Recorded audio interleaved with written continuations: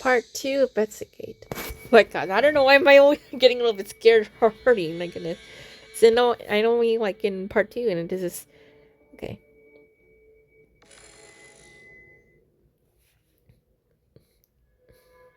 So the victim's name is Christina? Yeah. Oh, I'm sorry, Teddy. Oh, creepy, isn't it? Just a name. You know, that's not what I mean. She looks way too much like you. A coincidence, obviously. I'm so sorry, Teddy. Oh my gosh. Munu shakes her head, letting the subject die in a heavy silence. Shall I continue? Based on our preliminary examination, the estimated time of death is between 7:30 p.m. and 7:50 p.m. The victim sustained multiple wounds, several showing signs of field treatment. The technique suggests self-administered care. The fatal injury is a single clean puncture from back to front, piercing the core. Besides an efficient strike, this wound is distinct from the others. Here, both her bionic thermos and internal mechanics show thermal degradation. The forensic investigator passes over a photograph. This indicates the weapon had either a high-temperature blade or an energy edge. The remaining wounds are consistent with an attack from this mechanoid. She points to the mechanoid remains on the floor. These are projectile impacts, and these are lacerations from its integrated blade. Mechanoids are supposed to be non-hostile. The Elysium Mechanical Production Act mandates prime directives against harming humans. This leads us to conclude. Teddy steps forward and kneels before Christina. The forensic investigator's report fades into this indistinct noise. Christina's lifeless eyes stare back, her face a mirror of Teddy's own. For a moment, Teddy feels that she is the one lying on the floor. Oof! A coldness floods her body, her core no longer generating heat. With vital fluid draining from her brain, her vision blurs, doubles, then slowly dissolves into darkness. Oh my goodness. She's trapped here, unable to move. She witnesses all. Patrol officers knocking, breaching the door, and establishing a perimeter with police tape. She views the forensic investigator inspecting her wounds, taking photographs. I am dead. Christina. What? Oh my god, what is that? I wait here quietly for Christina to come. An overwhelming sense of absurdity floods her. Oh my goodness, how do you say that? Infinitesimal moment. The entire world feels like a fabrication. What were you looking at, Christina? Teddy? Just looking at Teddy. That joke was in seriously poor taste, Manu. Manu points behind Teddy. Only then does she notice the teddy bear sitting on the table behind her. Teddy steps forward, picking up the stuffed bear to examine it. Examine it. Just an ordinary teddy bear. Teddy? What a weird ID. It's not weird at all. Fine, you win. It's not that bad. What's the problem? It's nothing. Just a headache. Did you check the building's surveillance? The time of death was recent. The killer can't have gone far. The latest footage should show something. I did a quick review. No anomalies. What's your take on that mechanoid? It's a Guardian 3, a civilian-grade auto security unit manufactured by Mitsubishi Electric. They're usually bought in bulk by corporations, supposedly armed with non-lethal deterrents only. Non-lethal. She repeats Monu's words with a dripping sarcasm. Two possibilities. One, someone rewrote its core directives, and it would take a real expert to manage that. The second is a fundamental design flaw that made it malfunction and attack autonomously. We're paying Mitsubishi Electric a visit. Judging by this scene, there is more than one mechanoid here. Teddy surveys a chaotic disarray of the apartment. Yes, at least two. In response to Teddy, Monu connects her hacking module to Christina's computer. I'll access her terminal and see if I can find any leads. Alright, I'll question the neighbors.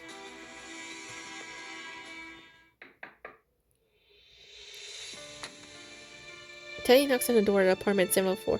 It's opened by a man whose expression is a landscape of deep trouble. Officer. Hello, unexpected Teddy.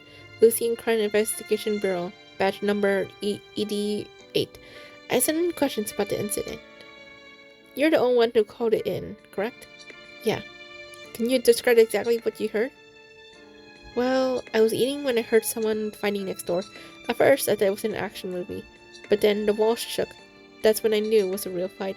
I was too scared to do anything. Do you recall the exact time this happened? I checked the clock. It stuck in my head. 7:28 p.m. Then I heard glass breaking, so I looked out. And what did you see? There was this thing, a shadow like a monster, glowing red. Then it just vanished. I thought I was seeing things. After that, everything went quiet. That was around 7:35. And what shows your call came in at 8:12? You waited quite a while. Can you explain the delay? I didn't want any trouble. I wasn't going to call at all.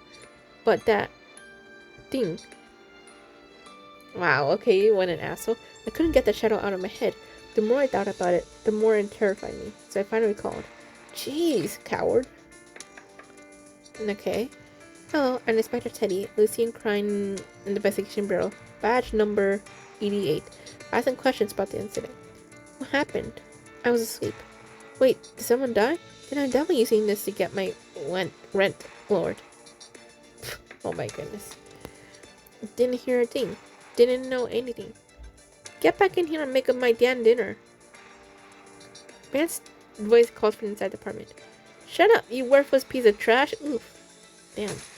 As the cups exploded against the floor inside the apartment, the tired woman's veins bulged like cords access across her forehead. This time, I won't hold back. You couldn't take me on your best day. Oh my goodness, this is dark. Jeez. I never should have married you. Oof. Sorry, as you can see, I'm about to be a little preoccupied. I didn't hear anything because I was busy trading bowls with him.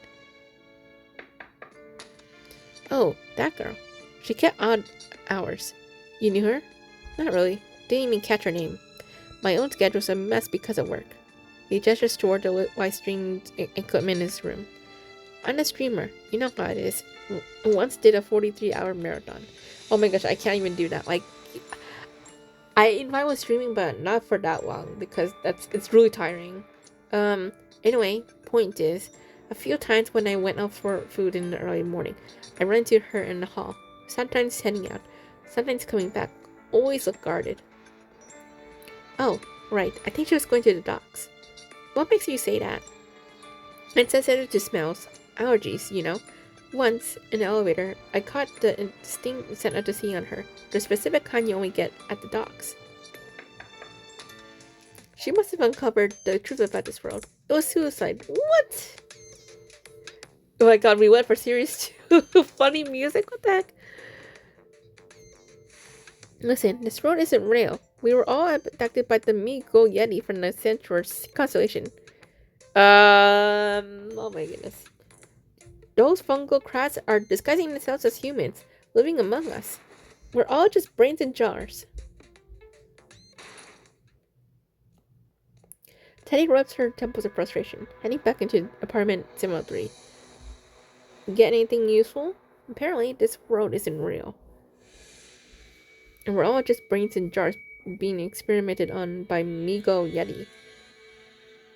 Oh, and these Yeti? They're apparently fungal crab things. What are you even talking about? Putting the cosmic core aside, the victim kept irregular hours, went out for frequently, and had ties to the docks. I found the same.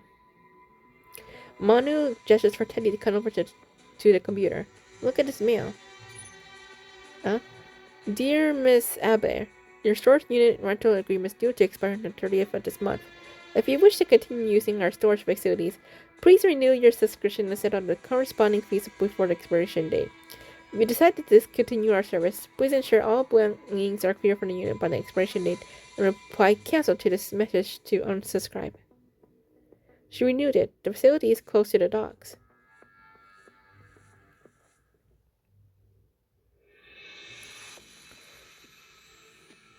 The vast three-story building seems to stretch on forever.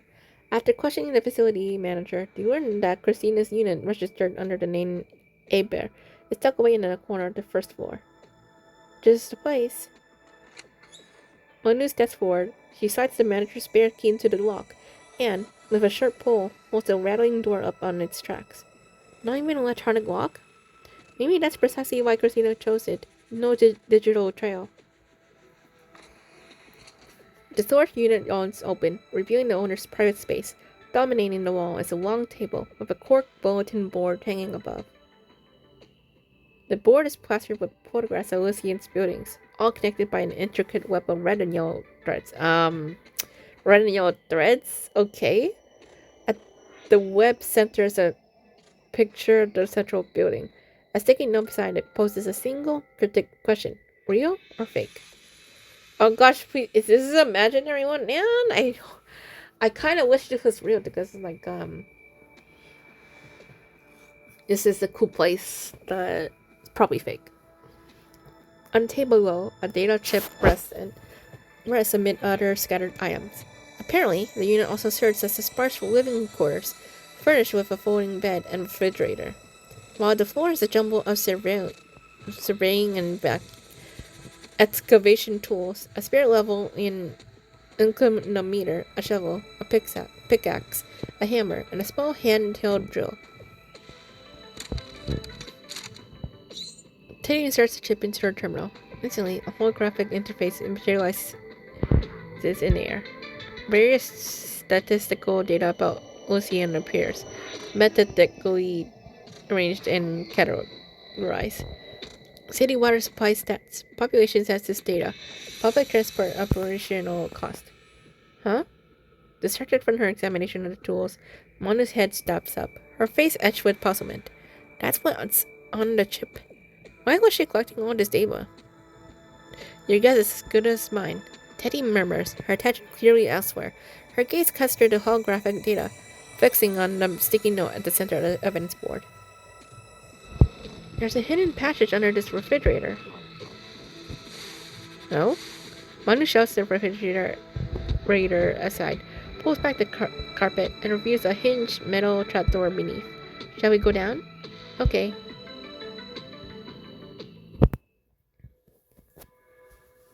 Then get into the passage. Let's see.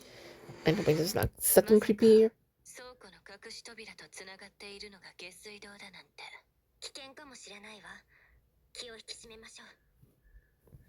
Danger? What? That's interesting. What's this?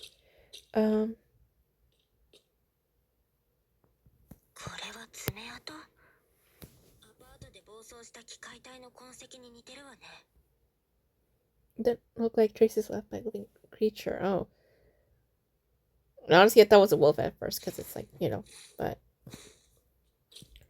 Okay, let's see.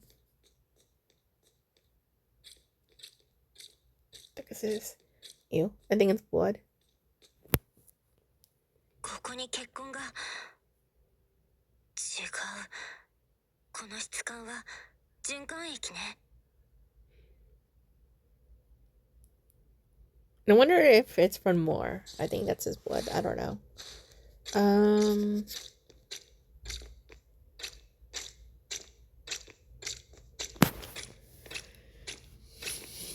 wondering how this is a good tie to us because we are not in the chapter yet. あそこで誰かが戦っているわ。ムーアだわ。助けに行くわよ。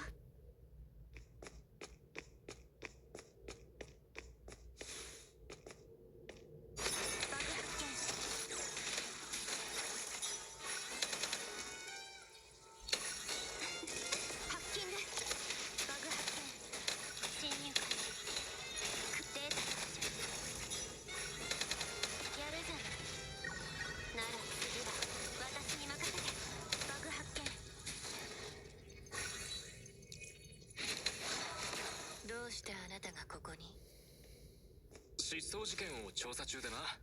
手がかりを追ったらここに着いたんだ。こんな赤い目の機械体が出るとは思わなかったけどな。これらの機械体はどこから来たの？さあ、手がかりを追ってたら遭遇しただけだからな。まずは一緒に出る方法を考えましょ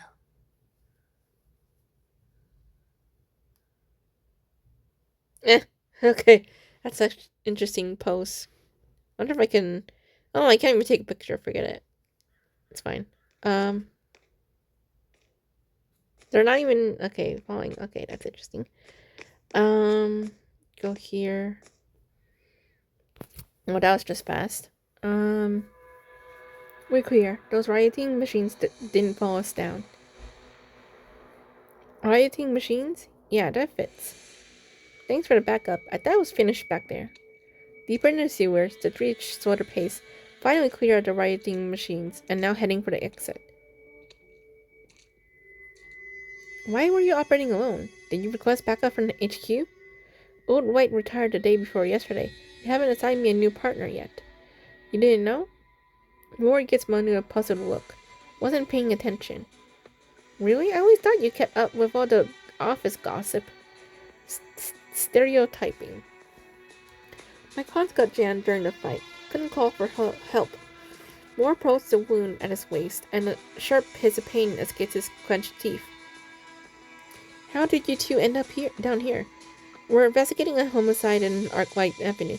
The victim had a storage unit at the docks. We found a hidden passage there leading to these sewers. What was the victim in construction?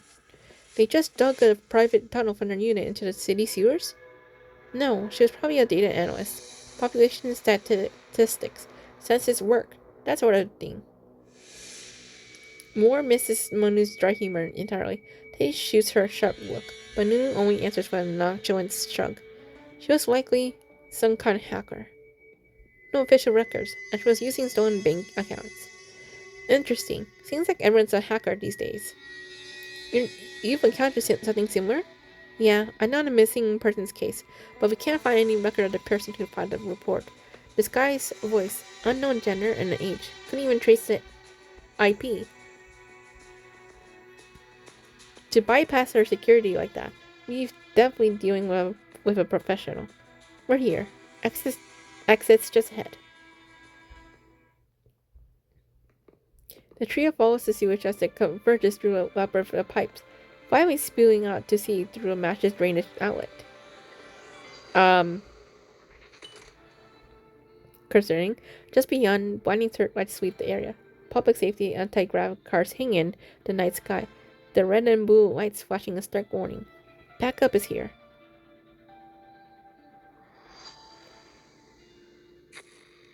Moore perches on the edge of an anti-grav car's trunk as the medic tends to his wounds. The radio channel crackles non-stop with a stream of incoming reports. Rioting machine remains discovered. One civilian's casualty confirmed. Bring him back to the barrel. No active rioting machines detected. He pivots to face the other two and makes a suggestion. Mind bringing me up to speed on your case? Both our investigations led to Sears. There has to be a connection. A silent, knowing look passes between Teddy and Munu. Apartment 703, 442 Arclight Avenue. The victim's name is Christina. Huh? Moore stares at Teddy, his expression one of a genuine surprise. Now that's a coincidence.